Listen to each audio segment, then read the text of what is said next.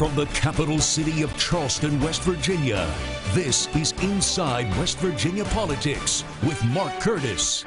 Inside West Virginia Politics is brought to you by AARP West Virginia, your ally for real possibilities in the Mountain State.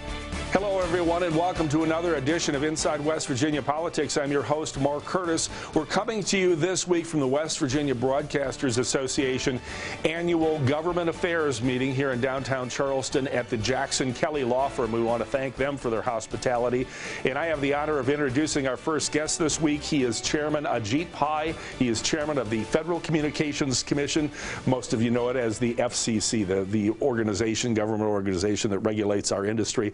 I want to talk about a lot of different subjects, and we thank you for being with us today. I know you're a busy guy, and you've been to West Virginia before, and we appreciate it because we have a lot of issues.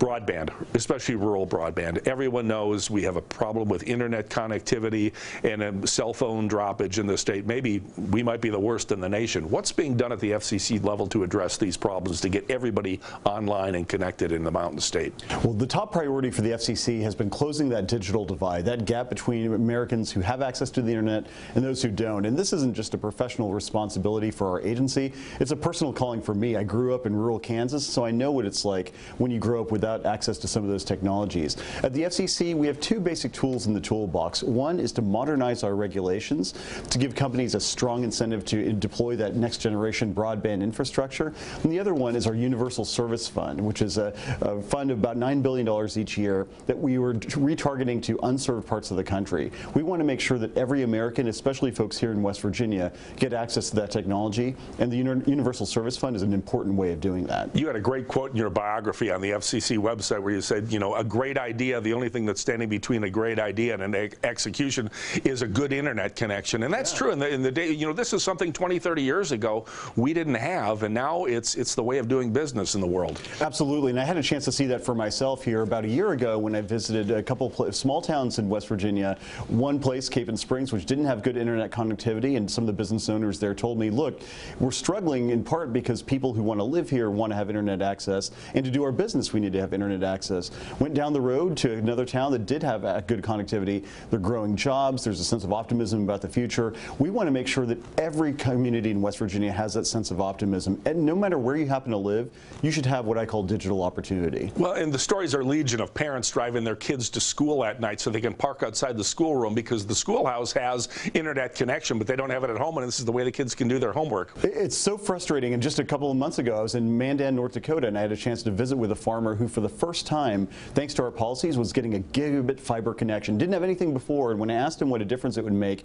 he mentioned the fact that he and his wife would no longer have to drive about 30 minutes west to go to a neighborhood McDonald's, get their kids Wi-Fi, and allow them to upload their homework. I mean, that's something that folks in bigger cities often don't appreciate. I want to talk about another issue that's very near and dear to the broadcasters community, and that's the ownership cap. Our parent company is Nexstar Media. We own over 200 television stations in the country. A lot of folks probably don't know this, that ownership is capped as soon as you reach a level of a number of stations that serve 39% of the U.S. population.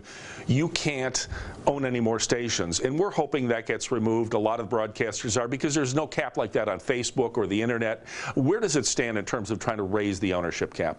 So we're still looking at that issue, and I think you put your finger on it. A lot of folks have said, well, look, you know, we don't limit 39% of Americans to the ability to do a Google search. 39% of Americans are that's not the cap for tweeting something out. Why is there a cap on broadcast TV? And so that's one of the things we're considering now, is whether and to what extent to increase that cap. Because as a corporation, the one thing we can do that the networks cannot is serve local communities. I was telling you earlier, our 5-station Nexstar group in West Virginia, we just hosted the Children's Miracle Network Telethon for WVU Medicine's Children's Hospital, collectively raised $1.2 million in a day's time. Now, if we were a single station operator in the state, there's no way we could do anything like that. But we have the staffing and the resources to do local programming like that that does good for the community. And, you know, looking out across the nation, we want to be able to do more of that. And one of the ways to do it is to have multiple stations in every state.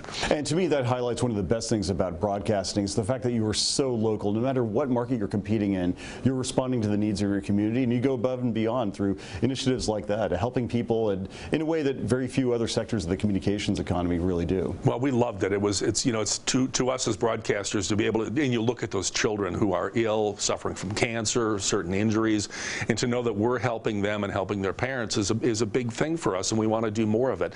Speaking of which, the doctors at WV Medicine, to a person, kept bragging on the telemedicine and what a great advantage is. This is where, you know, whether it's a child or whether it's me at home, I can stay at home and my vital signs for certain illnesses are transmitted to the hospital, to the doctors. I mean, what's going on in the world of telemedicine as you guys try to facilitate it? It's such an exciting time, and to me there's so many good things about broadband, but to me telemedicine is one of the best. There's such a gap in access to healthcare in this country, and if a healthcare facility has a broadband connection, they can extend their expertise to small towns where it can be difficult, if not impossible, for folks to attract a doctor to practice there. And so I've seen it in small towns and big cities alike that telemedicine is in a way of getting people better access to healthcare. But as you pointed out now, healthcare can extend because of technology even outside the hospital facility. If you're a diabetic patient, if you're at risk of a heart attack, you can have wireless sensors and the like track you so that providers can intervene quicker before problems become emergencies. Well, these are all fascinating topics, and we want to thank Ajit Pai. He's the chairman of the Federal Communications Commission, better known as the FCC. Thank you for joining us.